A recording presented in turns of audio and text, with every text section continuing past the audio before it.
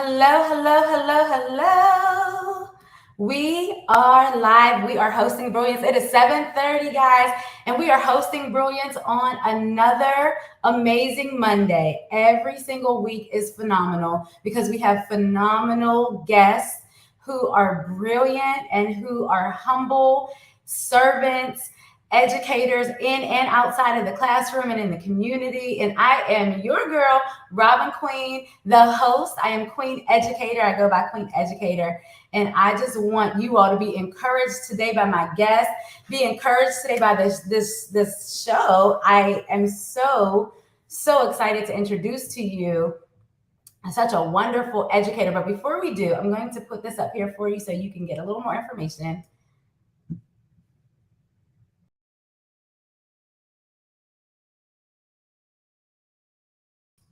We are live today. We are hosting Brilliance. We want to make sure that we are creating winning classrooms for thriving lives. That is the platform. And on this platform, I bring to you such amazing individuals like my guest today, Ruben Pitts. And he's got some treats for you today. Just come on, share this out. Go ahead and share this out. We want to make sure people are coming on in. I want to put some reminders out there. Again, I've been posting this for a few days now. So I'm hoping that you are jumping on. Get your pen and pad. But you know what I want you to get ready? Your heart, your mind, your ears. You're going to be infiltrated with such hope and joy and peace today that it's going to really catapult you forward. So we are creating winning classrooms for thriving lives. You know that on this show, we host Brilliance, and you see a lot of the people that we are connected to that hope you can always go back and rewatch on YouTube, on LinkedIn. You can also go and watch on Facebook, and you'll be able to watch Ruben's show on right after it's done, as soon as it's done. Okay, and so about our guest. He is from Empowering Change Consulting. I'm going to have him talk to you a little bit about what he does, why he does it. He is an educational and wellness consultant. And we are so excited that he has so much work. But one thing I wanted to highlight was a radiant light of hope, because we're going to talk a little bit about hope and the beauty of God's favor is what his book is about, and what his book is called. And so we want you to support him. Make sure you get his work. Make sure you connect with him. We'll also remind you at the very end of the show, but how to motivate the unmotivated. And you know, that to me is powerful because a lot of us are not motivated. A lot of people, a lot of children, a lot of educators are not motivated, but he has an amazing formula. So let me stop talking and get him here for you. But I do want to show his video here so you can watch. Let's make sure. I'll show it in just a little bit. Let's get him on here and just let him say hello. So let's take this off. Please welcome my guest, Mr. Ruben Pitts. Come on to the stage and say hello to the people. Hello, good evening. I will greet you as I would normally greet my students. I would actually say, buenas noches, mi gente bonitas. ¿Cómo se sientes? My Spanish speakers.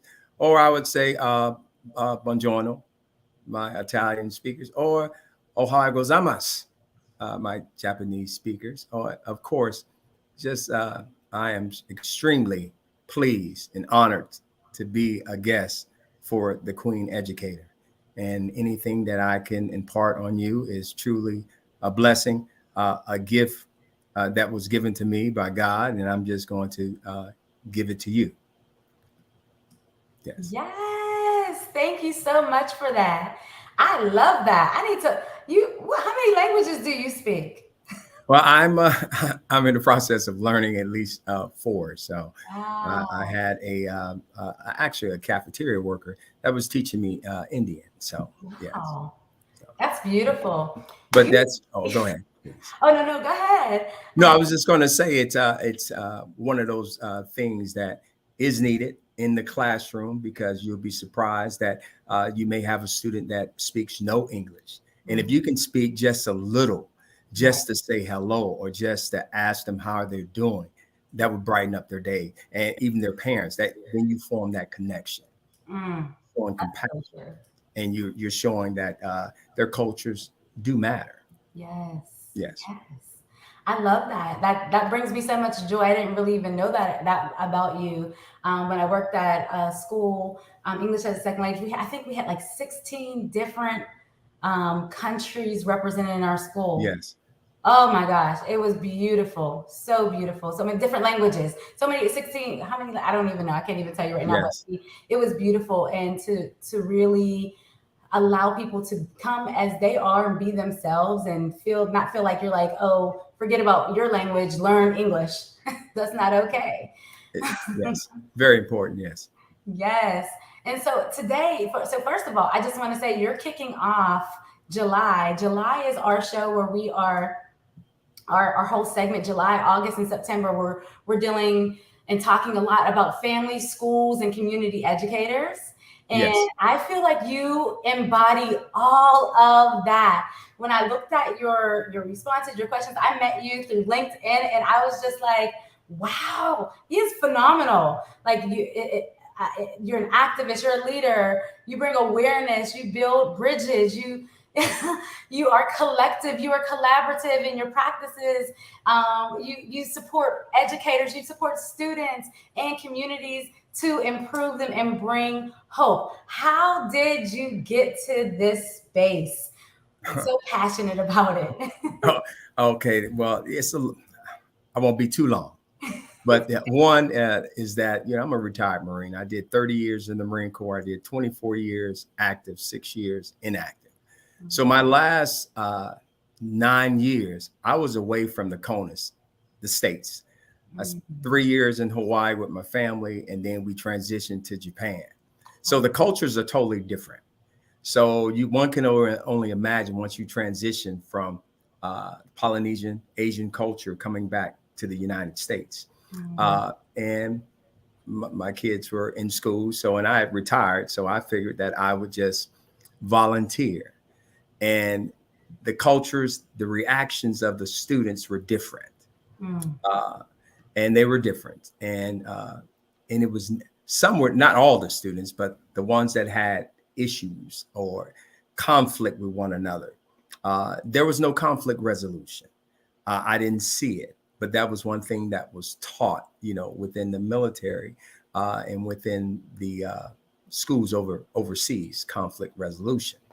And I went to an office manager and asked, do you all stop to go through the process of de-escalation and conflict resolution? This was back in 2004. So, and the response was no. But that wasn't the end of it. Uh, what she advised me to do, if you truly wanted to become an active participant in changing and incorporating conflict resolution and being able to teach, then you need to truly get involved. And the only way you can truly become part of the system is to become an educator. Now, my desire was never to be a teacher, never to be in education. My degrees, I went to Chaminade University in Hawaii. I have my BA is in psychology with an emphasis on historical and political science. I also attended the University of Oklahoma with a master's in human relations with an emphasis on personal and personal development and human development. So what happened, my goal was always to be the senior vice president of a Fortune 500 company of cultural diversity. And what happens is, fast forward, that's what, in essence, that's what I became. As an assistant principal, I'm not the president, but I'm the vice president. So, and I'm dealing with cultures and diversity and educating. So going back to uh, not a desire to teach, but once I became a teacher, I went the full gambit from being a parapro to being a tutor, a long-term sub. And here I am, I'm teaching 8th grade social studies. And a student came to me and said, Mr. Pitch, you know what, man, this is the first time we've ever truly learned about the connections, because the lasting impact and the who, what, when, and where, and why, and the way you taught it, you need to be a teacher. So I had a 13-year-old telling me that I needed to be a teacher. So we can learn if we will Wow. to just listen. So that's how it transpired. So I became a teacher. I taught first grade. So you can imagine a retired Marine teaching first graders. And Wow. so I taught first grade, fourth grade. I also taught special ed, EBD. I taught eighth grade and sixth grade social studies. And then from there, I applied and got promoted to the district, and I was the director of social studies in the fine arts for all the institutions in my county. And then after that, I was appointed to be assistant principal. I was assistant principal for six years, and then I retired. I was also doing that process. I was I was the director of the after school program. I did the SGA coordinator, taking them on trips, field trips. Also, teacher of the year for middle school. So those were the full gambits. And then after that, I had an outstanding teacher that said, hey, Mr. Pitts, you have everything, all of these speeches. So, and I love to write. So, and one of my first speeches was just trying to empower one of my students, one of the most brilliant students. Matter of fact, I just recently saw her the last year, and she's a business owner. She's doing some great things, but just to try to encourage her. And it was entitled Your Fabulous Life, just trying to let this student know that, hey, you have a fabulous life. Wait, so you want to go ahead and give us a little bit of that, or? Oh, it's in the book. Oh, yes. Let's jump right there to your book. Go ahead and talk to us about that so that we, since we're here. Well, the title, the Radiant Light of Hope. Anything that I write or record is either biographical or autobiographical. And in that book, there's also, it talks about the motivation or the inspiration of the writings in that book.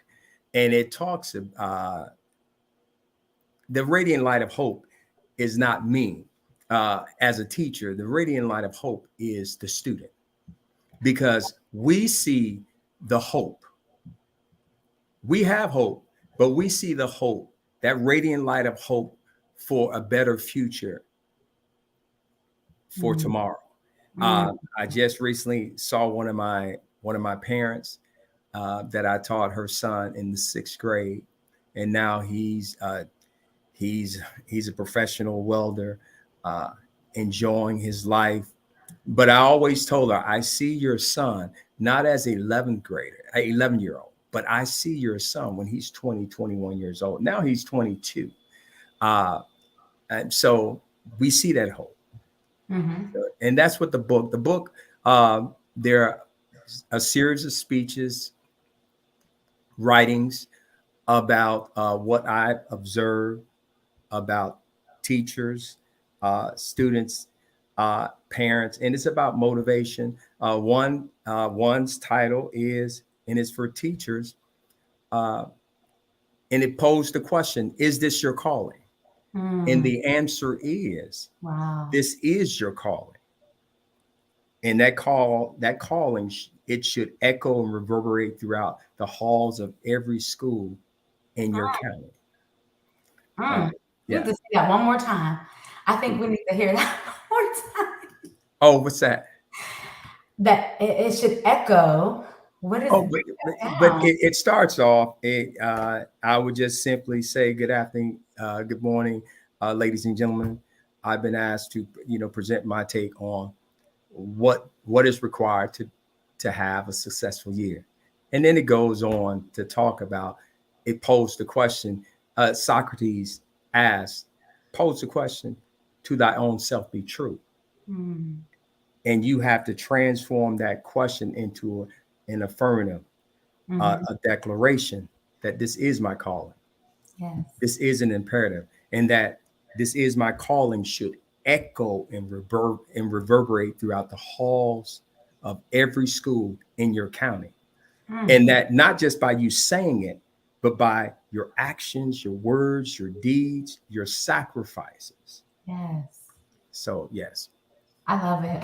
I wanted you to repeat it because I feel like that's super deep and it's a place we want to go. I can see it. And I think that a lot of times people have lost their way in education and they forgot their why. And Hmm. they forgot why they might have been called or they questioned, should I be doing this? We had the statistics show like crazy that we have a mass exodus of educators Yes. when before we had like education, like teaching was the thing. Everyone's the thing. Yes. But Everyone. I can tell you when you ask, is this your calling? And the answer is, this is my calling. Because at the end of the speech, it's a 15-minute speech. It asks the question, and then I pose the question uh, to the audience. Uh, Now I need you to answer this question. Is this your calling? In the affirmative. And it's like, yes, this is my calling. But I can tell you, I may have sent you a speech, and it's was it all worth it? Uh, and that speech right there for me, during the wintertime and when you're away from students, and when you may have had a frustrated day, just didn't go right. The interaction, the energy. And then, you may be down and you're questioning, was it all worth it? And for me, I had to go and get my car service, and I see uh, this young lady, and she is working, and she's the manager, and it was during COVID, and I had my mask on, and she heard my voice and said, "Is that you, Mr. Pitts?" I said, "Yes, it is." And she's like, "Come," and she's like waving to her, her coworkers, "Hey, this is my teacher. This is the best teacher I ever had." And 3 consecutive events within an hour, I came in contact with students I had not seen in 5 to 10 years. And then I put, because I was driving, was this all worth it? And it is all worth it, because these students that you think that are not listening, or that you had to, to force or to push, to motivate, compel them to want to learn, they remember and they come back, and then you'll see that, all the conversations, all the interaction, all the speeches, all the phone calls that you've had, it's worth it. You'll see it. And may I just say one more thing, Miss Queen? It's tell you how beautiful things are. I had to go and to the doctor's appointment, and I'm waiting, had my mask on. Another young lady comes up, uh, and I know I keep saying young lady, but there's also young man, but this one too. So she comes up. He says, "Mr. Pitts," and I come out, "Yes, it's Miss Pitts." And soon I say, "I know you, Rachel. That's you, Miss Pitts. Is that you? You remember me?" I say, "Yes, I do." So here it is. The teacher uh, is now the student's patient. I'm now her patient. Yes. That's powerful. I love that. Yes. I love it. So you just pour into them. Yeah. Well, I'd like to play one. I'd love to play one of your speeches because I really want, I love the essence. It really just kind of put me in a space as I listened to it and listened to it again to have hope. And I want to empower all of you out there with Mr. Pitts's work that he does. So we talked a little bit, he does have a book and he has so many things, but the essence of who you are and your journey and bringing you basically for you, like, was it all worth it? All the things that you just shared, was you Mm-hmm. found out that it was all worth it. And so I do want to play one of those, Sure. or I can play, yeah, I'll play that. I'll play was it worth it? And then I'll play Was the it all? was it all was it worth but I do want everybody to understand as we are on this show, we we really push forward that everybody is educating somebody somewhere Mhm. in some way, but we want to make sure that you're doing it with excellence and equitable practices. And what I feel like you are describing to us, Mr. Pitts, is how you do it with excellence and equitable practices, even whenever you're just pushing through and you're not giving up, you're speaking in the affirmative. I love that. Like, am I really here for a purpose? I am here for a purpose. You literally, it's about changing the mindsets. I think that's beautiful.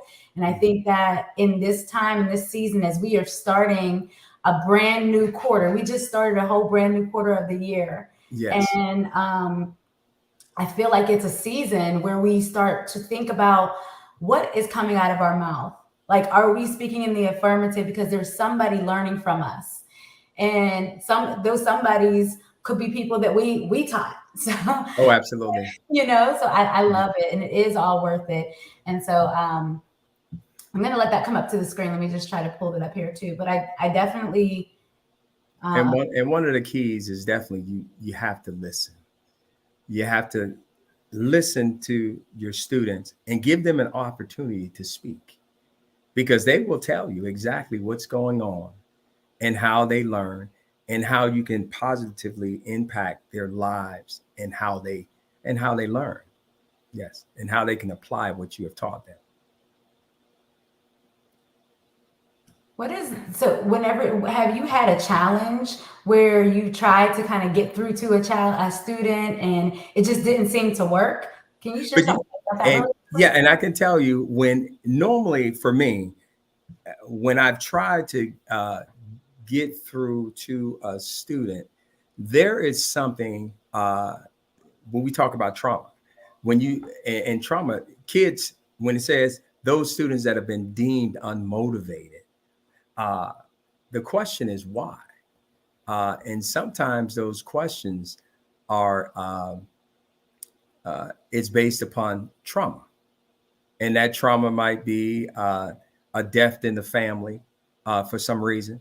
Uh, there was a death or a divorce, or the students are dis are still disconnected for some reason, or they feel as if they have been disrespected.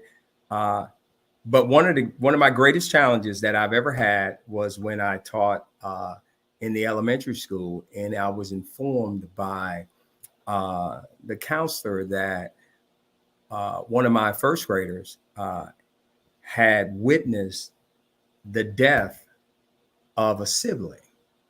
And as far as communicating, as far as being forceful or raising your voice to the student, that student would just automatically shut down. So I had to be patient.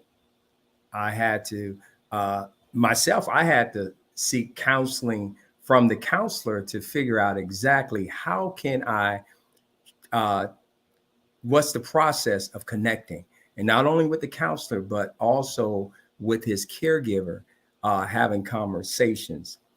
So when you have those challenges, uh, you know what is it the word says that a three-strand cord is not easily broken.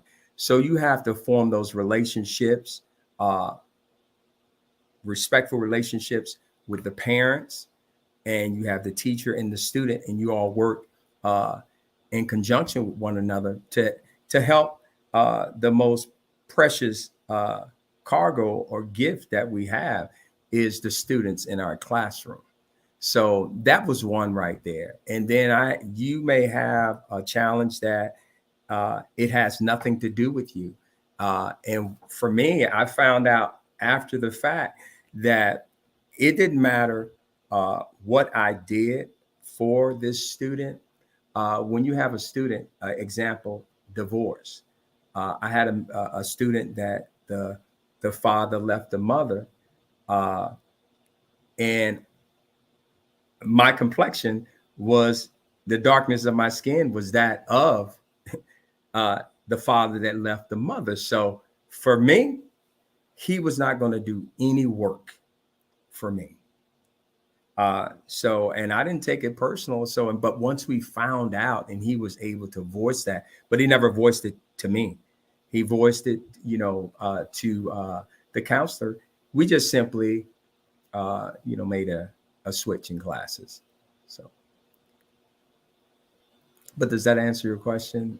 Absolutely, because I feel like, we're talking about brilliance, and I think people sometimes want to answer, how do I help? How do I help the seemingly unhelped or unreachable? And I don't know what if I don't have the answers, and I'm supposed to be this professional that has the answers, and nothing seems to work. So and sometimes it looks like, okay, it's just not, it's not that easy, but there are some things that you had to do. And so I will play a little bit of the speech, and then I want to talk a little bit about how you do motivate the unmotivated, and what Okay, the program absolutely. looks like. So we'll go into that. Let me know if you can hear this on your end.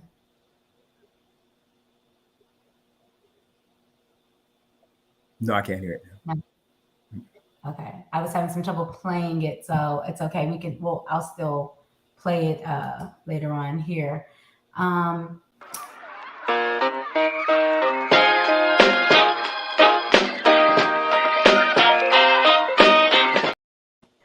Okay, so we are back. Now listen, what I will do, well, we can play a little bit of the speeches. You have some amazing speeches, but I want to play this clip, this video, Okay.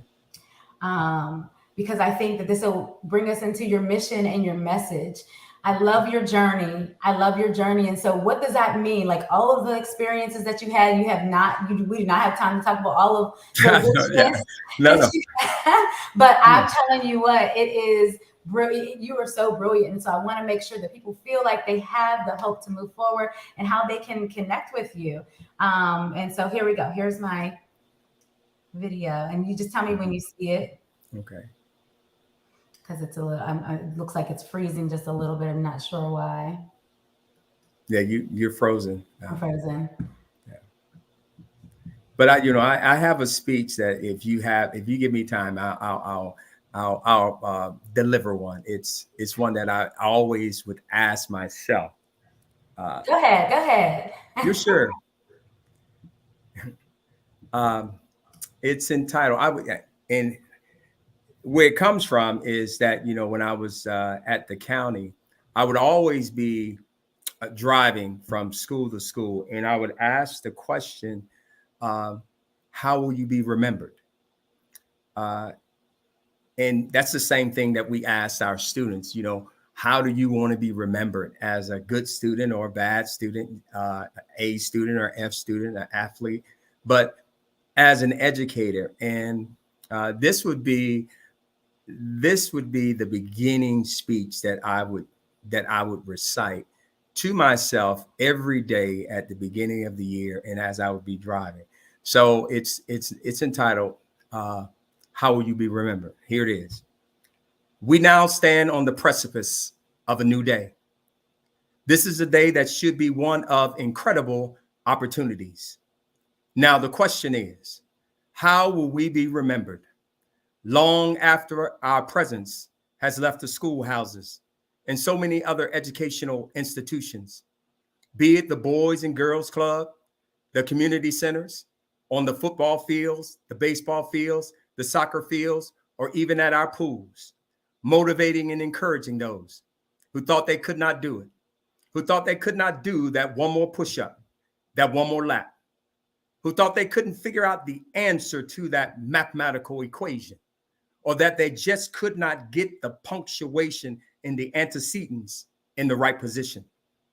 Long after our words have echoed and ascended to the heavens, once that has occurred and we are no longer here, it is our hope and our prayers that what we have said has contributed in such a way that those who come after us, those who have sat down and listened, or who have stood up and listened, that we have poured into them a vision, a purpose that is true and that is much needed.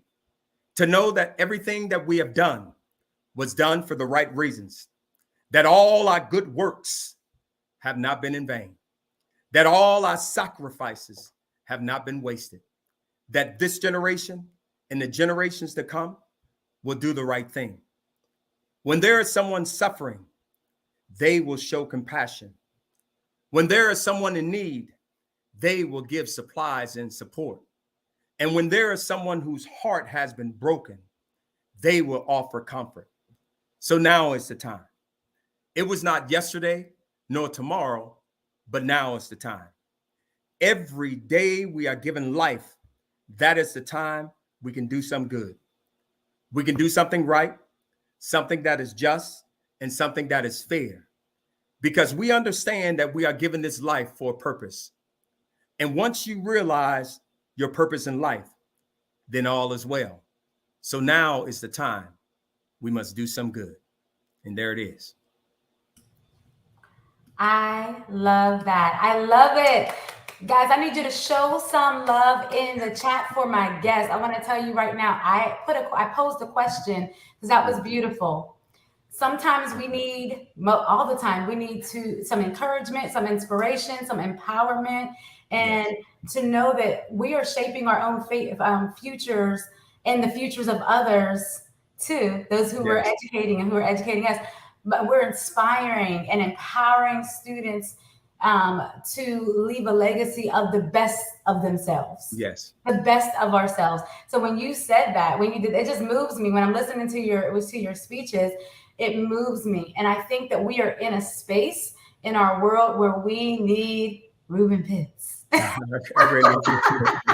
The gift that you are to this world. And we need you, those of you who are in the chat. So if you guys are watching this and say hello to my guest, please make sure you, if you're watching this on the replay, say hashtag replay. We are I'm just so excited about what is to come. I know we hear a lot of negative news, but when I think about the work that you do and you've done, first of all, I want to honor you for just walking in your call. And I know it's not easy to go through, like, from veteran to, and I'm sure you have many stories that you can share with us and nuggets. And I need you all to go into a space where you can think about how you want to be remembered. And in the chat, go ahead and talk to us. Ask some questions about. Oh yes, thank you. Look, so we have a comment here. I wonder if it's on the screen. Let's see. There we go. Yes, thank you, Mark. Thank you so much. That's Mark Pinckney. Brilliant. Matter of fact, that's my brother in Christ Jesus, Mark Pinckney. Yeah, he is the CEO. He and his wife of the Pinckney Foundation. They're doing great things. Matter of fact, great things. They have a scholarship program for graduate high school students. Also, they have a nonprofit over in Cameroon. They've been sponsoring a school over there. Now they're in the process of doing for fresh water. The school needs fresh water. So yeah, brilliant. He's a brilliant individual right there. Absolutely. I love it. Brilliance all around. And I believe that we all have brilliance inside of us. And so we want to make sure that you guys today continue the journey. I know it gets tough. Thank you so much for tuning in and listening in. And yes, speech, honey. Yes. We need it. There's so much other stuff going on and around. And what we need is hope. What we need is to speak life into our brilliance. What we need to do is make sure that our children see that, our teachers see that ripple effect, that not only are we telling them to inspire their children, but we need to be inspiring them. And so thank you so much. I thank you for the work that you all are doing. Pinckney, is that what you said? Yeah, that's Mark and Monique Pinckney, the Pinckney Foundation. Shout out to Mark and Monique Pinckney. And I'm super excited. Before I go on to the next part, I want you to tell me about these two people that you mentioned who inspired you on your journey. You're talking about inspiration. Oh, you're talking about as a teacher. Talking about my two teachers. Mm-hmm. I tell you, I love math. I was a whiz at math. But as I said in my response, and and one thing, how do you motivate the unmotivated? You have to be open to your students. Your students have to know you, not intimately, but you need to be able to. My students knew my history. They knew that, Mr. Pitts grew up without a father, that the projects that still exist in Miami, Lincoln Field, in Largemont Garden, down in Miami, in Liberty City, still exist. I grew up without a father. My mother worked extremely hard uh, to get us out of the projects, but I was in the projects for 11 years. But because of me not having a father, uh, my mother was on government assistance food stamps.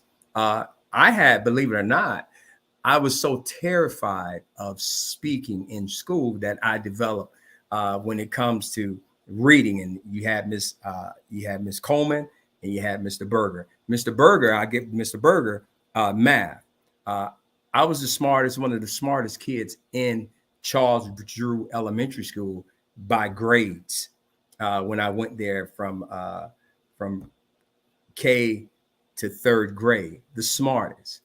Mr. Berger, matter of fact, fast forward, not Charles Drew, but West Little River, he wanted me to participate in a math competition. Gave me of course, the permission slip, but you know me, because I was so nervous, I just didn't want to be the light to be shining on me, because I knew my classmates, they were going to be, talking about that I live in the projects. We're on welfare. I didn't want any of that coming my way. So here it is, Mr. Berger, a Caucasian gentleman. He knocks on my door in the project, Lincoln Field, and only people lived in Lincoln Field were African Americans. And my mother answered the door and explained to my mother what was going on. And my mother, because he reminded me and told my mother that I was supposed to be participating tomorrow, I participated tomorrow, that next day. And I did extremely well. Of course, I'm not bragging, but I won the math competition for the third grade. So that was a plus. And he was the one that saw the greatness in me as far as math, that I was in advanced math throughout my elementary school, middle school, and high school. I just want to say you are allowed to brag. Yeah, no, It's okay. not braggable, but So yeah.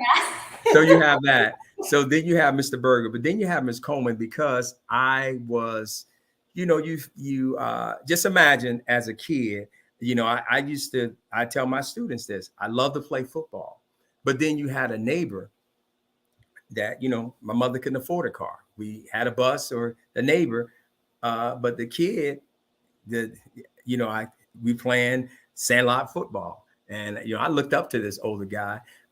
He was a 15-year-old. I'm 9 years old. And I said, yeah, I really got through the line that time, didn't I?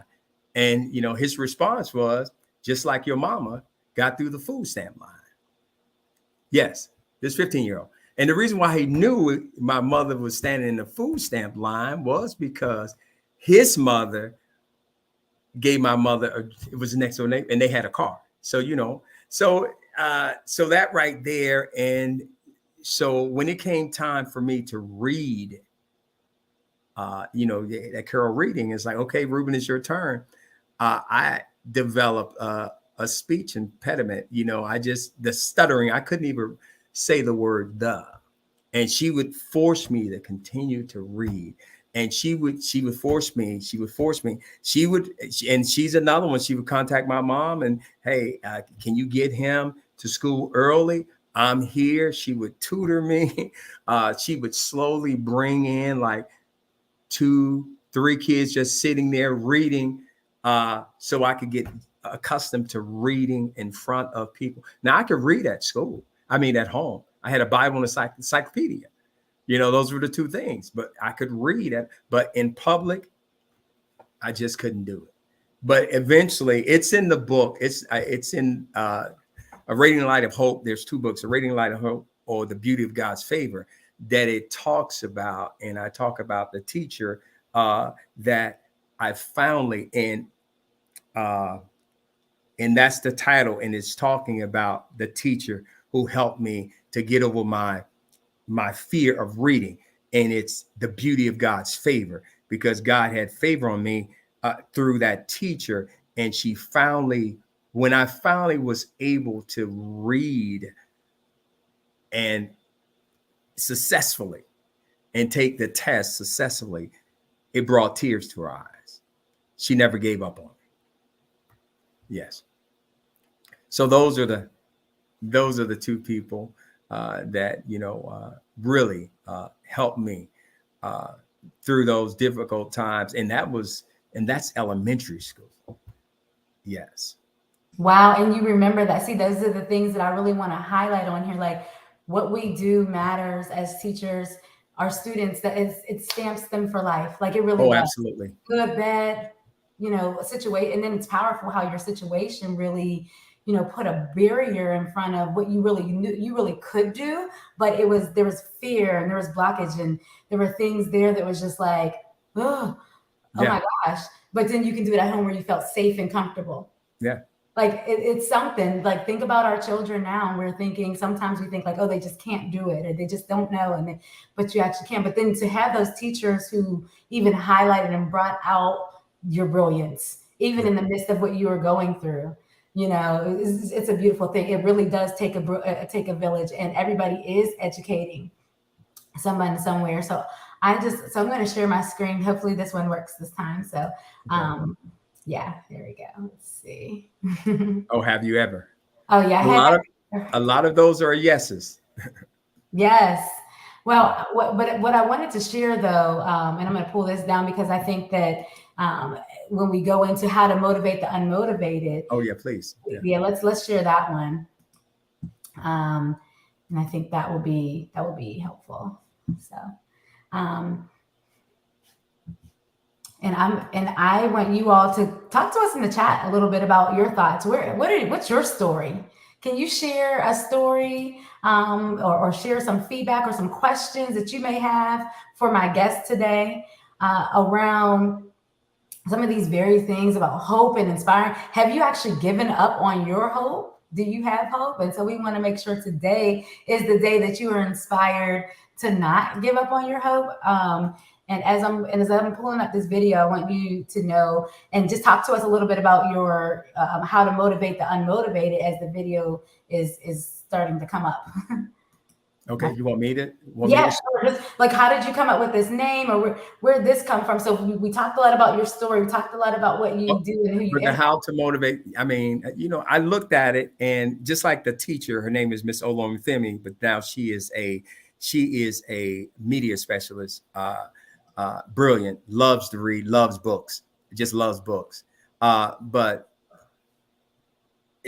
she was one that told me, hey, Ms. Fitz, you have everything that you need.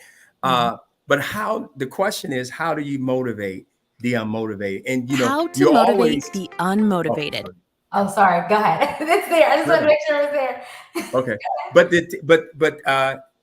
teachers in conferences, we would always have our teaching conference before you would have a conference with a student. And that's one of the things, to have a conference with teachers and that one student, or that student, that one teacher may be having an issue, but you always ask, Miss Queen, why does he or she do for you but not for me? Exactly. How do you motivate? And that's where it came from. How do you motivate the unmotivated? But this is the thing. It's always, when we pose that question, it's always from the adult, the teacher, the educator's perspective. Mm-hmm. You may assume that the student is unmotivated, but the question is why. Mm-hmm. You can say the how, but the why. And I give you an example. I had a young man that he came to school every day, put his head down, did his work, made straight A's, mm-hmm. did not engage with anyone, went to class, no issues. Came to find out at the end of the school, the reason why he was like that was a month before schools began, his mother passed away. So he was being raised by his sister. So when you're talking about, oh, he's not motivated, he's disengaged, but the question is why? Yeah. That's one of them. It's death.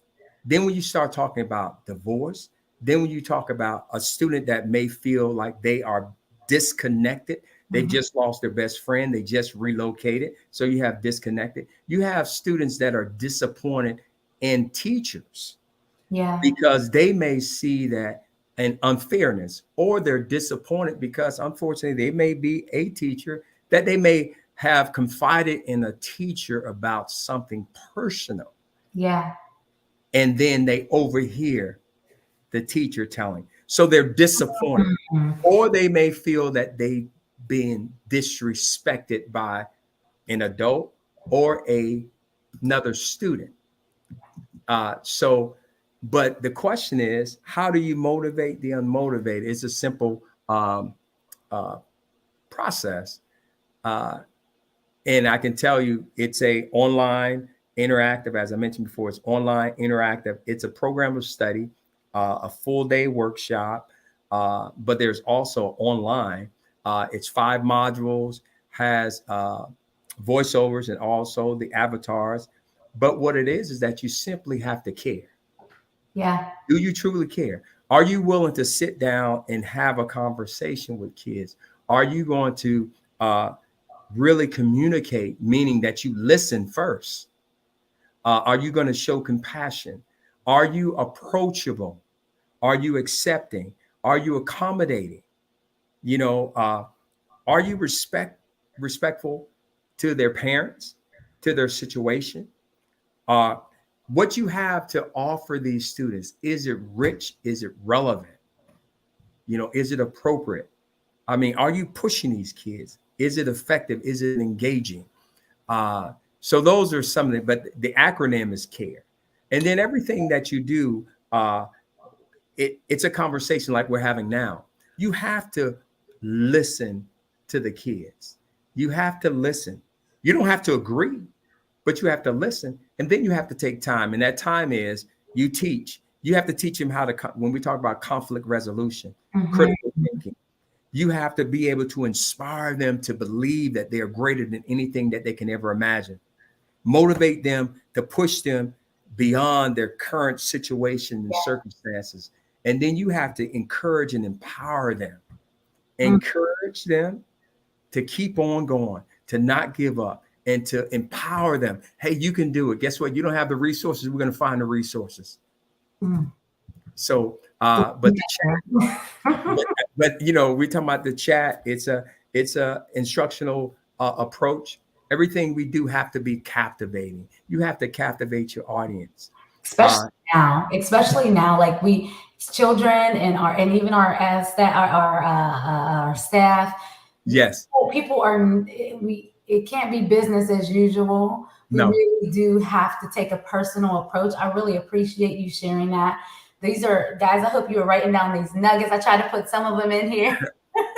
These are some amazing nuggets. What are some takeaways that you guys are having? I do want to play this video because whenever I watched this, I was like, yeah, that I felt like that whenever I was in the school system, at times. And I needed some different approaches. And we are in a new era, I believe, of education where we must make a lot of these shifts and changes so we don't lose our students. Yeah, and I wrote this script to this. Wow. I'm going to play this for everyone, and I want you all to get involved. I want you to connect and see how you can get coach and get support. Go through the programs. It's just phenomenal. Have you ever wondered, is it all worth it? Will you ever see the fruits of all your labor? Day in and day out, you have planned, rehearsed, and implemented strategies that you have been taught in a sterile environment and thinking it would motivate those students deemed unmotivated to want to learn. There you are delivering a beautiful, well-scripted lesson to captivate, engage, and to inspire students to become willing participants in their learning.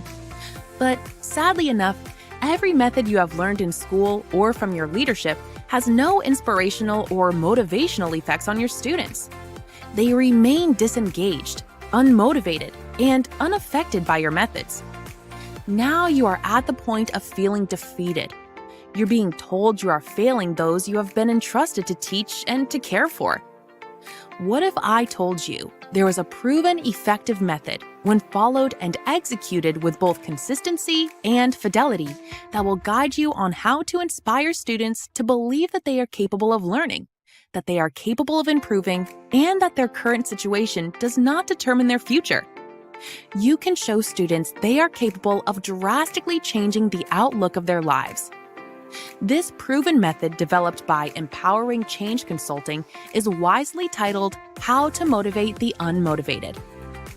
How to motivate the unmotivated will increase student engagement, student achievement, teacher and student morale, student participation in extracurricular activities, graduation rates, college enrollment, parental involvement. How to motivate the unmotivated will reduce student absenteeism, discipline referrals, dropout rate. If you want to learn more, contact Ruben Pitts, CEO, empoweringchangec.316@gmail.com. Beautiful. Those are all the things we need right now.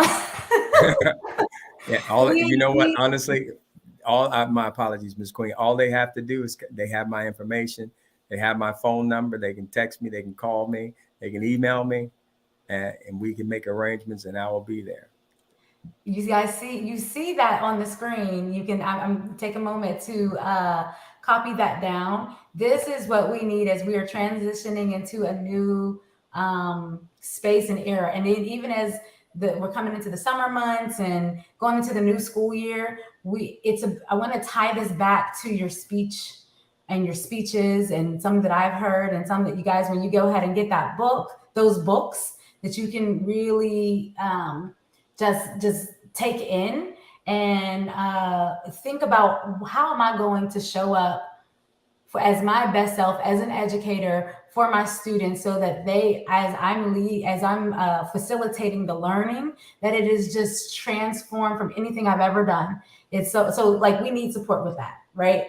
And I'm hoping that if you're listening, you're an educator right now, or you lead educators, you are an educational leader or education consultant. It is important that we don't just give our children and our staff just anything. We really want to make sure that they are walking out the best of themselves, and we are empowering change, just as Mr. Pitts says, like, just as he has so much wealth of knowledge to do. And so I'm really excited about this. Can you talk to us, just like before we leave, a little bit more about the program? I know a part of it is around wellness. How does wellness tie into this? Because that's something we really need right now. And mental health numbers are way up. Absolutely. And I can tell you that, well, there's two. One is that how to motivate the unmotivated. That is focused on assisting the teachers to motivate the kids to want to be engaged, to learn, to be their best. But the Hope Initiative. Yes. The Hope Initiative is this. It's a 4-session program, and Hope is habits that offer a positive existence in the midst of stress and chaos. So you all you got to develop those habits. And there's 4 components. The first one, of course, is what you touched on, is that mental wellness. The second portion talks about nutrition and fitness. Now, I'm not talking about running a marathon. I'm talking about what you ingest, talking about rest, water, those superfoods. It's the nutrition and when to eat, and how certain foods impact your moods, your motivation, your energy throughout the day. And then the third session deals with creating a space of peace within your own space. Now, those that love to travel, going from school to school, one thing you should never do is, as you're driving, you're eating your lunch. Why are you doing that? Because you want to be, and then as a teacher, you need to sit down and eat when the students are eating. You need to take time for yourself to eat. Also, you should never eat at your desk where you work at. You should create a space within your own space of peace. You Mm. should also have time, make time for yourself. You should never go throughout the day without doing something positive for yourself. Yes. And then the fourth component, using all three of the first ones, the mental, the nutrition, creating the space, then you design a blueprint for your life. Mm. And some of the things that you should never do. You should never start your day on a negative, unless a negative is an emergency that you had to break up a fight or something like that, or someone, but a negative. Never start your day on a negative. A negative engagement, a negative conversation, a negative email. Mm. Never end your day on a negative. Always find something throughout your day to celebrate Mm. students, yourself. Never take, and these are the nevers, never take anything, never take work home with you. Ooh, I was so guilty of that, like crazy. But don't, because it don't take it home. Once, do as much as you can. You either come in early or you leave late. Mm-hmm. But don't, because school's going to be there, It's you gonna be know, and we're saying you are irreplaceable, but Mhm. you're also replaceable. Yeah. You're irreplaceable to those that love and care about you, your Come family. on. You're irreplaceable, but you're replaceable if you decide that you want to transfer. You're replaceable, so Yeah. you're replaceable. So and don't take work home with you. Uh, don't take any of that negative energy home with you. Mm. Leave work at work, because that's what the students do when they get on the bus. But these are the three. These are the three, and that's the hope. That, I mean, that's a snapshot of the Hope Initiative. It is for, and it was derived from uh, a dream actually that I had. But it has to deal with. We would go to conferences and we always learn about what can we do to better students, but what about bettering the Our- wholeness of exactly. the educator? So it's called the Hope Initiative. Yeah, it's an incredible program. Yes. Yes. So I wanted to share like a couple of the comments that are in here. I so appreciate you all listening and tuning in. This Thank you, Jeanette. is like, whoo, hey, Miss Bynum. She's an amazing educator. She's recently retired, but Byron. come on, That like, name sounds familiar. Uh, I, I taught a Dan, student, a student named Bynum. Yeah. yeah, yeah, she is amazing. And I appreciate you listening because it's so true. It's so true. And you're inspiring people and reminding us. I remember when I was in the school system taking stuff home all the time, big bags. I was like, bag lady. I was the bag lady. Yeah. Oh, Yeah. Lord. Yeah. But yeah, you need to create. And I mean, you need to create. You need to create. You can create a space within your own classroom. That's you, and you need to find time, me time. And on that speech, and you can share with the audience. Have you ever, when it asked the question, these three things at the end of Yeah. the day? Uh, Mm. did number one, did you take time for yourself to love yourself? That's the number one. Number two, did you do everything you needed to do, wanted to do, and was asked to do? Uh, and the answer is yes. And then the last thing, did you do right by people? And Mhm. the answer is yes. And that's it. I mean, but I would tell my students, as far as the three nevers, never let anyone steal your joy. Mm. I would tell them, hey, you wake up in the morning, you look in the mirror and you're beautiful, you're happy, uh, hey, you're happy. You're beautiful. You're handsome. You're excited about the day. Don't let anybody steal your joy. The That's right. next one is never let anybody define you. Tell you what you can and cannot do. Mm. Uh, and I, then the other one, never let anyone have you to believe that you're not greater than anything that you can ever imagine. I would tell my students, you want to be a doctor? I see you having your own practice. come on. You want to be a lawyer? I see you on the Supreme Court. You want to be a senator? I see you as the president. I see you greater, but never let anyone steal your joy. And that's the first one. Stay happy. You can always walk away. That's that conflict resolution. I would always tell students, yeah, somebody, talk about your shoes. Yes, these are the only pair of shoes I have. You're right. Tell me something I don't know. Tell me something I don't know. I appreciate it. You're telling me the truth. Yeah, this is the only pair of shoes I got. You're absolutely right. Tell me something I don't know. Tell me something that's not true. That's it. Yeah. So I love it. I absolutely love it. That's a question right here. How do we keep parents motivated to inspire? How do we keep them motivated? You have to form those relationships. That's right. You have to, I would always call a parent, and I would always call and hello, Miss McQueen, this is Mr. Pitts. How are you doing today?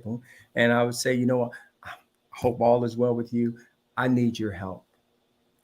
Your son, his current grade, or daughter's current grade is a 70.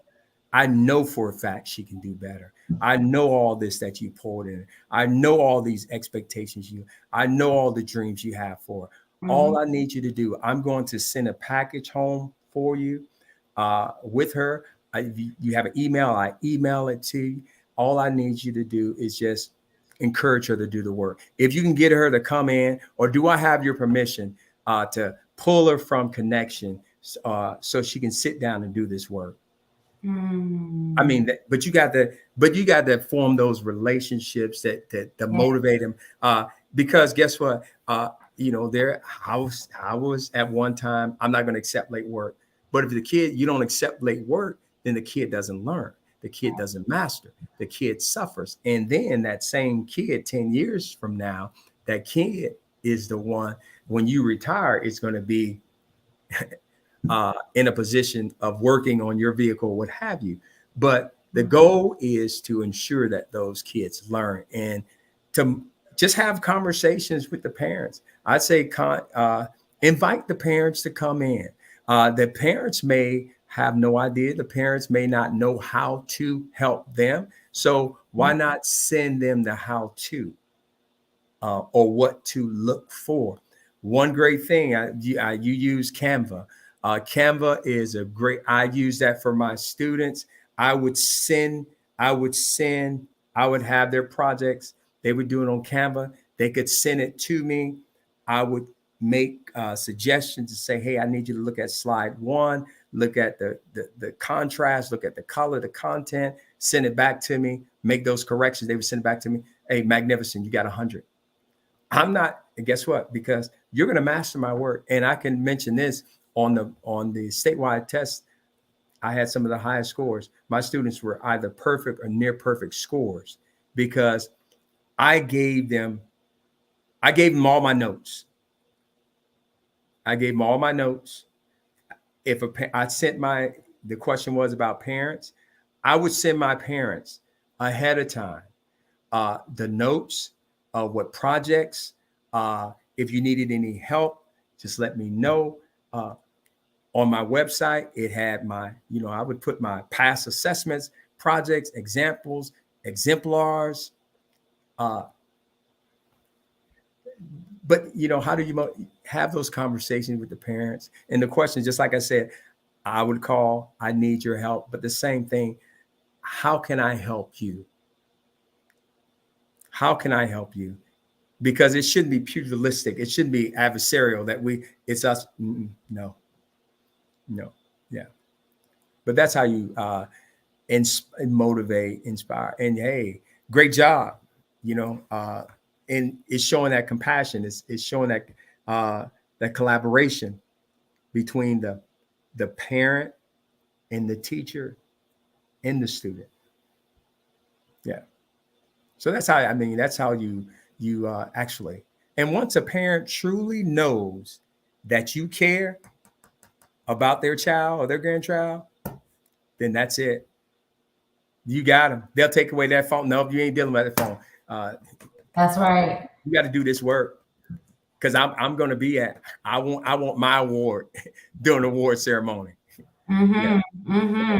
I love it. I think that that's one of the biggest issues that I hear a lot too is like the teachers and the families don't like get There's a to, clash. yeah, there's a clash a lot, but I think it's right. It's just navigating relationships, period.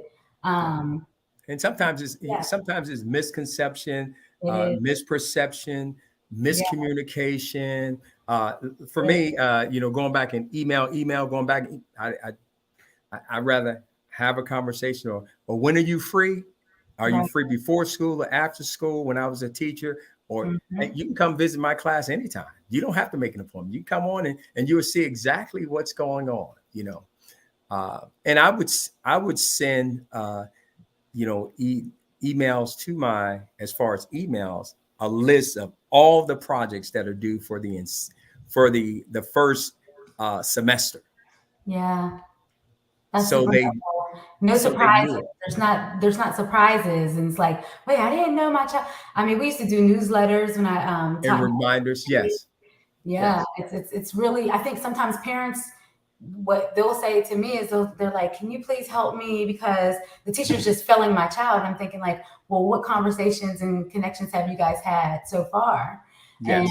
what do you know what's expected? And sometimes we, as educators, we think that parents don't care, and sometimes they do care, but they don't know, they don't have the They just language, don't know. they Absolutely. don't know what to ask or say, so they put up a guard. And I'm just speaking from experience from friends who are parents and ask me because like, oh, you're an educator, can you help me because I can't talk to that teacher. And so my goal is to facilitate like, okay, here's where some of the things that you can say to the Yes. teacher, to the teacher. And then when I'm speaking to teachers, it's like, here's how like here's how to simplify all the 100 million things that you're doing, but here's how to take this section and simplify it. So parents, they just need to know, they don't need to know all the ins and outs, but they need No, to know what are your expectations of them? And then that's it. being Yeah. respectful of what are their expectations of you. Maybe it is more communication in a different way or Oh in a yeah, different. diverse Yeah. way, you know? Yeah, absolutely. Some want that phone call, some want a text message, Yeah. What are you some guys prefer thinking? face to face. Exactly. What have you guys tried? I know Miss Bynum, I know you have different methods. I know Miss Bynum goes to the house, honey, Oh, sometimes. absolutely. Yeah. I'm Yeah. doing the same thing, and some people appreciate it because it's like, oh, I've been meaning to get that, but I've been so busy, and you never know what's going on in people's lives. And then same thing for teachers. Don't just assume the teachers don't like the children. Assume that oh, maybe she is busy, and maybe I can find a different way. And so how can we communicate and get on the same page? And then the children start to get like, oh, okay, wait, my mom, my dad, my grandparents, they're involved. Oh, wait a minute, let me get my act together. Yeah. Just imagine going knocking on the door and saying, Come on. yeah. But it's a positive, and it's a positive. Hey, can you and you drop off a package, Mhm. because the parents just can't get because of for some reason their mixed schedule, and you just knock on the door and say, hey, I apologize for the interruption, but here's a package. They can get this to me. They give them a week, to get it to, because hey, you can always adjust the time. Yeah. Hmm. And I want to shift over to, I'll put it on the screen here. And thank you guys for your questions. It's really, it's a discussion. We need to have more discussions like this Hmm. more often. And Yes. I love that Mr. Pitts has lots of resources. I have lots of resources. There's so many things that are available, and sometimes we just don't know that. So I love to get on here. And if you have other questions, need other support, please contact us. We definitely are here for you. I left the school system to come back in a way. And I say yeah, better way because I yeah. felt like I was kind of tied to like scores, all these different things, and it's just like, no, guys, there are easier ways to go about this, more humanistic ways where we can Humanistic. care, Yes. Yes. care for one another, love on one another, inspire each other, understand each other, and disagree, but disagree with respect. Like there's Mhm. so many ways that have gotten out of the system where it has become like about numbers and who in class and this and that and so many things we know across the world. But as we enter this new era, we are sure to make sure We're Oh, absolutely. to make sure that that does not continue. I don't care what anybody says. I don't care what is when people say like our schools are failing. They're not anymore. We are speaking into existence that there are resources, there are people. You have everything you need inside of you to be a support and a resource. This segment is about family, community. So you don't have to be a teacher in the traditional classroom to make a difference. If you're on here and you are making a difference and you are called to educate in a different way, we want to know. Put your information in here. We want to share it so that people are affected positively, and we are setting the right conditions to shape these beautiful futures. And give hope and empower families and strengthen and bring back that community of what is it? It takes a village, that village. Uh-huh. And so I'm super excited about what you shared tonight. And it's my show. I don't care if we go longer or not. You know, people have to go. People can go. But No, it's okay. we take so much time on all the wrong things at times instead of what, Absolutely. we need to get back to this. And so I love your message. And so you could talk a little bit about your message. Oh, I love your message. Oh, there is another way to live your life and to fulfill your destiny. That is from a speech, actually. There's another way. I think, matter of fact, I sent it to you. But it talks about we all have goals, our destiny, our goals, fulfilling your destiny, your purpose. But there's always another way. You're going to have individuals. I mean, it talks in the speech about you're going to constantly knock on doors, and those doors may not be answered. So what you need to do is build your own door, and build your own door. If the bridge is, by your own door, if the bridge that you need to cross to reach your dreams have been destroyed, build your own bridge and walk by faith. If the lines of communication that you need to receive your promotion, which you rightly deserve, somehow have been severed, then you need to write and tell your own story. Let's pause right there. I listened to the speech. For some reason, when I play it, it's not playing on my audio here. But you guys have to listen. This is my favorite one. This is for me. I will share. I put a link in the chat for everybody. And so what I'm trying to do is put the speeches inside of there. So everybody take this link. I put that drive, and then it actually has the video I showed earlier, but I'm working right now to kind of put these speeches in here so you guys can be empowered. Because I just sat there, I laid there, and this just infiltrated my soul. And there's another way. The key points I'm sorry, I have to say what my no, go ahead. Because it says be strong and courageous. That was one of the key points that I heard about from there's another way. And he said, I need you. So listen, we need you. I kind of thought, I went back to my childlike heart, and I said, wow, as a child, I need you to believe in your gifts and talents and knowledge so that you can lead the way. Like I'm just pulling pieces. You guys have to hear it, and you can finish up. But we need you. The children need you to believe in yourself. There is such a thing that's going around in this era, in this time of transition, where it's a debilitating fear for us to walk out our God-given, brilliant, and beautiful gifts. And guess what? Our children are affected, and those people who we're assigned to are affected. These are the things I was thinking and feeling so deeply in my soul when I was listening to Mr. Pitt's speech. I heard him say, he said, find another way. You already talked about that, to live on your own terms. But then you talked about walking by faith. Build your own bridge and walk by faith. I'm sorry, guys. I got to tell you how I feel it in my spirit. Don't let your dreams only exist in the darkness of doubt. That was powerful. Talk a little bit more about that. Don't let your dreams only exist in the darkness of doubt. Darkness of doubt. That's when you're those darkness of doubts is those individuals that those are the naysayers that they bring darkness. Here you are, you have hope, you have a vision, you have a dream, and then all of a sudden is only going to exist in the darkness of doubt, Mm. because these naysayers, they're going, oh, you can't do that. Mm. They'll never listen to you. And then they'll go, because they don't, unfortunately, not they, some people don't want to see you be successful. True.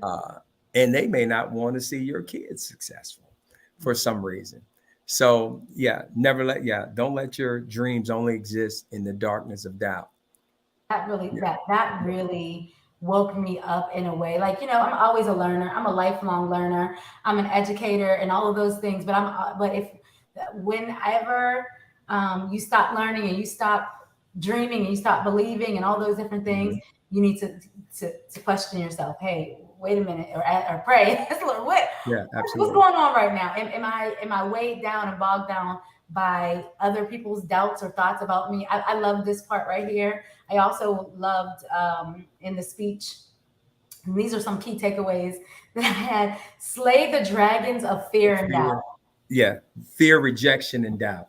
Uh, Because you're gonna have that fear of rejection. That why should I even apply for this position? Why should I even try for this proposal? Because they're going to reject me anyway. I may not be qualified, but you don't know what God has planned for you. And rejection, fear, that's that fear and doubt. Don't doubt yourself. You're more than qualified. You're qualified. Yes. Oh, I love it.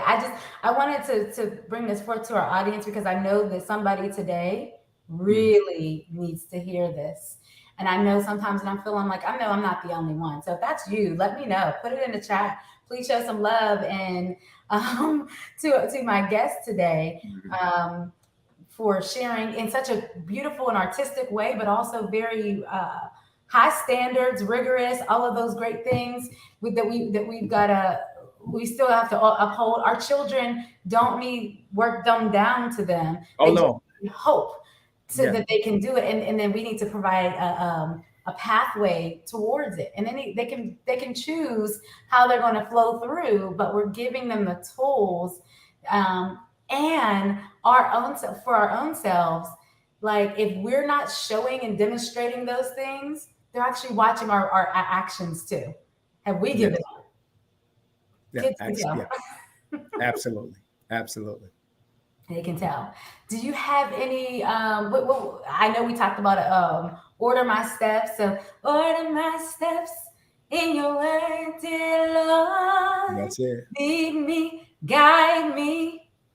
This is an old school song. Take me away. That's it. While you are working, help me obey. Oh man, I remember that. Order my steps in your word. Please. This is the song that Mr. Ruben Pitts told me that kind of drives him. Please order my steps in your word. So I've been finding the value of stopping all of the steps that I've taken and analyzing my plans and saying, am I doing stuff just to do it? Am I doing it because that's what I was told to do? Or am I really getting in tune with my calling? Am I really getting in tune with my, because I am called to do this work, just like you said, I am called to do this work for educators, for teachers, and to change the educational system from my vantage point, from what God has given me to do. But I need to stop and make sure I'm being true to the steps that he's called me to go. And it's so much easier.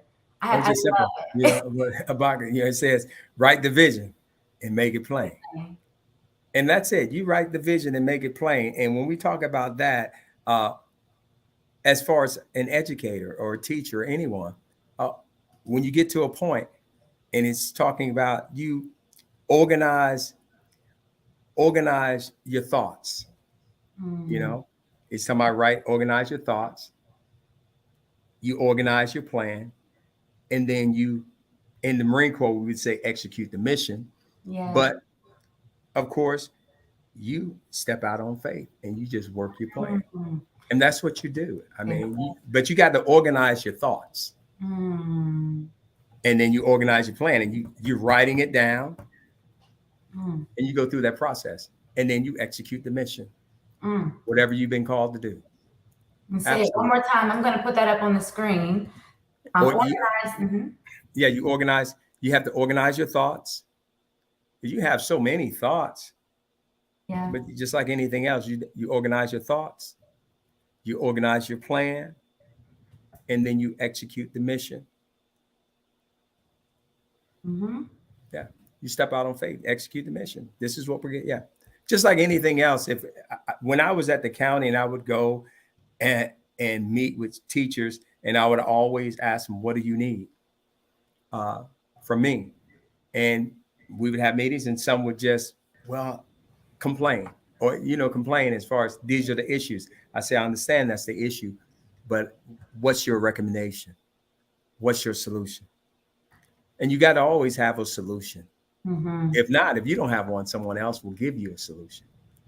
Yeah. But Mm-hmm. I would always ask them to do 3 things for me. And it's the same thing. Uh, I would ask them to answer these questions. What do you need as a teacher? What do you need as a teacher? Why do you need it? And what's the cost? Mm. What do you need? Why do you need it? And what's the cost? As a teacher, you ask the questions. What do you need? Why do you need it? And what's the cost? And you've already done the research for your administrator or your grade chair. This is what I need for my students to be successful. This is why I need it. And this is what the cost. And the cost might be only $50. Mm. The cost might be, and I used to, hopefully you meet Mr. Kwame Carr. But when you're a teacher, and I know teachers that are on, when you're having a great conversation, engaging lesson, and the kids got it, and all of a sudden you look up and the bell rings, and you want, man, if I only had 15 more minutes, that's one of the things. What do you need? I need, if I could just get 5 more minutes, if I could just get, this is why. What do you need? Why do you need it? And what's the cost? And it all goes back to, you want the best for your students. Yeah. Yeah. And the cost might just be time. Mm. The time. Can we not have a meeting today because? Can we not have all of these meetings? Oh my goodness.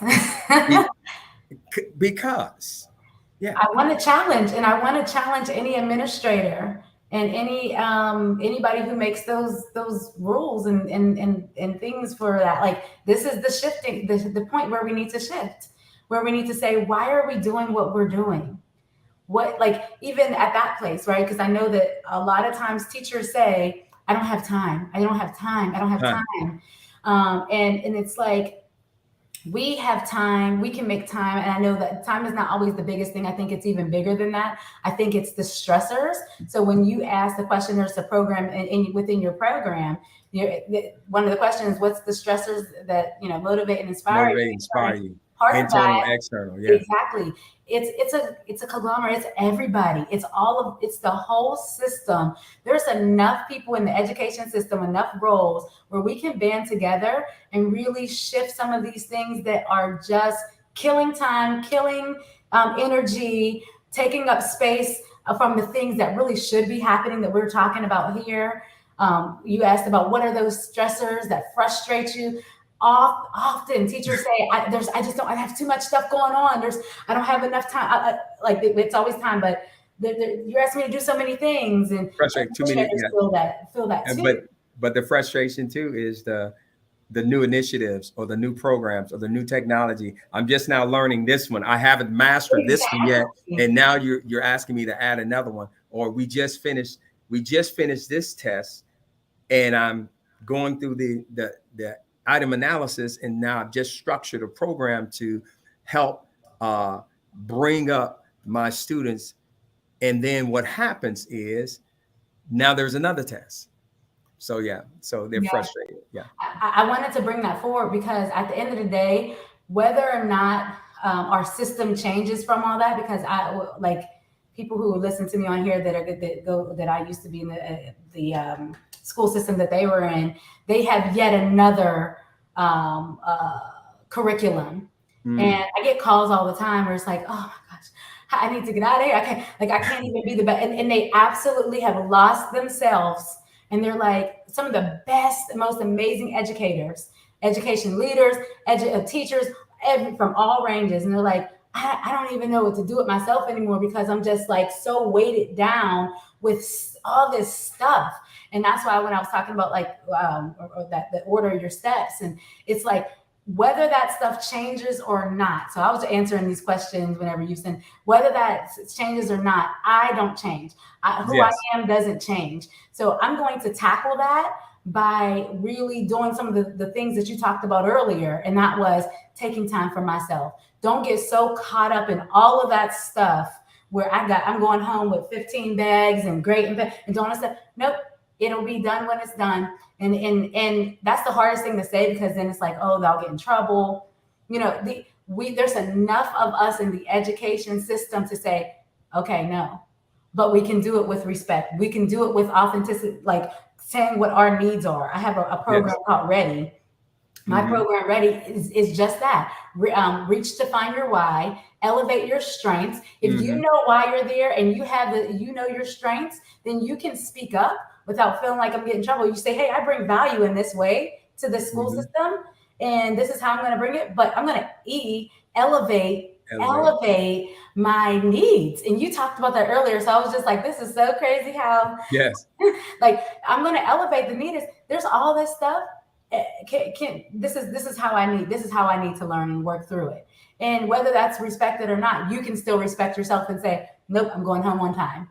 I'm not applying for another 4 or 5 hours here to do a bunch of work whenever and I'm feeling sick. Like you've got to advocate for your needs and for your students' needs. And then D, be determined to come to a plan of action where you can take in what's expected, but still not lose yourself, and then yield to faith. Walk in faith. Walk into the results that you need. And that's when I was going through your questions. I was actually going through my program in my head for Ready. Like that's what I did. I said, I'm gonna be professional and do the things I need to do, but enough is enough with the politics. and I'm sick, and I can't even take care of my own family. No. Not doing that. I'm making a plan of action for myself, and I'll pull in what I need to pull in and stop and allow God to order my steps. And I appreciate, I appreciate the questions that you offer in your Hope program. There is hope. There is hope, everyone. And this is such an important discussion today. And I wanted to go a little bit longer because I know Mr. Pitts has such amazing resources, but it's not about having a bunch of stuff. It's about how much quality is in there and how much it matches the message that we're sending out here. It really does that you can create a winning classroom and a winning life. Oh, absolutely. Yes. You can. I didn't think so when I was in the school system and burnt down and all that. No, but then I started to feel like, okay, wait a minute, Lord, what did you call me to do here? Oh yeah.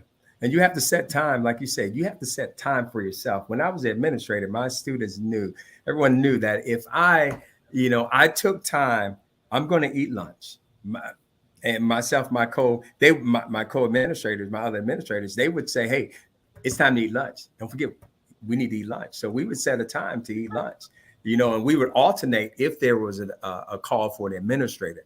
But we reminded each other that, hey, we need to eat lunch. Hey, it's go home. Our principal would tell us, it's time to go home. We've done enough. Let's go home. It'll be there tomorrow. Yeah. Yes. As long as we made, but of course you have to make those phone calls to the parents. But you set those times up that you're going to make those phone calls. But for me, I never, unless it was an emergency, I never touched anything negative of a negative nature before 10 and after 2. Because before 10, I wanted to transition from buses to going through the classrooms, reading the teachers, having conversation, engaging the students. And then after 2, I was going to be in the classroom, enjoying time and engaging with teachers, students or just making positive phone calls to the parents. And that's what you want to do because they will remember. They will remember all the great things that you do and what you say. And they, of course, they truly know if you truly care about them by your actions. Yeah. Yes. Thank you so much. I mean, this has been such a rich discussion, and we could probably keep going on. Oh, absolutely, we could. I know Yeah. we can. And I love, again, like I said, your message for everyone. And guys, there is another way. So let's Yeah. adopt another way, especially before we go back into the school system. You can live a full life. You don't have to be strapped to any system.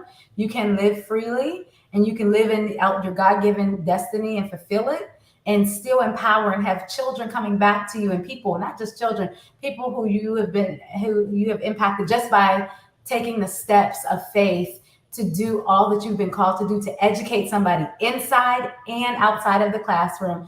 It's outside of the four walls. Education is not just in the four walls. And you could have people coming back to you, just like the children that you spoke of early on, and even those who are watching, your students that you said, wow, oh, Mr. Pitts, I remember you, you're my favorite teacher. But you took these steps. You organized your thoughts. I love that. That's my big takeaway today.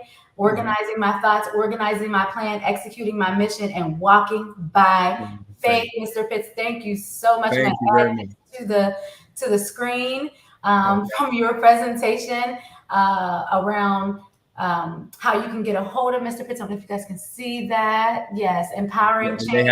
They have my number there, so they can call me. That's my business number. They can email me, and we'll make arrangements. I'll come to them, and we'll make it happen. Absolutely. And don't forget to get the books. And again, if you were watching and you have this link, I'm going to grab this link. I'm going to put some information in here in this drive of Mr. Pitts so you can be inspired. I want you all to listen to all three of those speeches. And when you get a chance, and I promise it'll be the right time and right when you need it, and you will be empowered. And it's not too late to make a difference just by being who you are called to be. So thank you, Mr. Pitts. Any bywords that you want to say to everybody before we leave? Well, if this young lady is still on, I had not seen this brilliant person. Her name is Tyra, in a long time, and I just saw her a couple of days ago. Matter of fact, and now she is an instructor at a university. And then, of course, Mark Pinckney, brilliant. Like I said, he's an instructor at 3 universities. But yeah, it's incredible. Don't give up on yourself. Absolutely. Don't give up on yourself. You all are doing the ultimate goal of a teacher, educator, is to ensure that the lives of those in front of you are much greater than their current situations. And you're doing great. You're doing great. No one's perfect. We all make mistakes, the kids. And I would just ask you to just sit down and have a conversation with your students. Have a conversation, and they'll tell you exactly how they best learn, what's going on, how you can help them, and how they can help you. And you'll be amazed. The goal is to teach, to inspire, to motivate, and empower them to be greater than anything that they can ever imagine. And that's it. Thank you. And if you need me, just contact me and I'll be there. Thank you so much, Mr. Pitts. I really, you guys don't see me. Let me get back on here. But thank you, Miss Queen. It is, like I said, truly an honor. And I'm truly to have you. And salute to you for all of your work, from like everything that you've been doing. And we appreciate you. I wanted to keep this up on the screen. Thank you all for your comments, your careful listening. Thank you for staying longer and later today and just taking in all of these nuggets and these brilliant ways in which we can do exactly what EDS Scholar said. Absolutely. And that is creating a learning environment that uplifts and inspires. It will change the lives of so many. You may think you have a classroom of 30 kids or 20 kids or 10 kids, but you actually are speaking to a village of thousands and thousands and thousands of Absolutely. people Whole that will come community. after them. It's when you think about it like that, you are actually Yes. creating and uplifting a village, creating and uplifting a group of people. So many, just so many people after them, and that they're inspiring. You never know your impact and your choice to educate with excellence and equitable practices and with care is changing the world. So thank you all, and we appreciate you all taking this time with us. Please share your comments in the chat if you enjoyed this time. If you need anything else from us, please let us know. I will put my contact information in here, and I will make sure that you all can see Mr. Pitts's contact information in there too. Please support him. Please support him and get his materials, share them, and allow other people to be blessed by them as well. Thank you. Thank you. To Thank you. God be the glory. You stay on. Okay. All All right, right. so we'll see you. All right. We will see you next week. We will be graced with another brilliant educator who's going to share their journey. And believe me when I say that they have gone through many things. All of my guests, and nobody's up here perfect, but we are trying to make sure we're here making a difference and doing the things that we're called to do. So please join us again. I also just want to make sure you go get and buy those books. And then also, my book is coming out at the end of the summer. It's called Creating Winning Classrooms. So we have success strategies for creating winning classrooms, how to grow teachers, students, and school culture. And we are doing that with a 5-step model. We also have some things coming this summer. So be on the lookout for Everybody Educate. That is the business, and that is who hosts this platform, who sponsors this platform. And so we love to have you be a part of this mission, this journey to shift the way we do education with all of these educators who are educating so brilliantly. Thank you guys. And I'm going to end this broadcast right about now. Thank you for joining. Thank you. Thank you. Thank you. Let me put you on here again. Sorry. Oh, it's okay. All right. I am excited. If you are still with us and you want more, just come back next week or go to Everybody Educate on YouTube and watch our other interviews that we've had. You can watch the replay. Also share this with other people. And we are out of here. We'll see you guys later.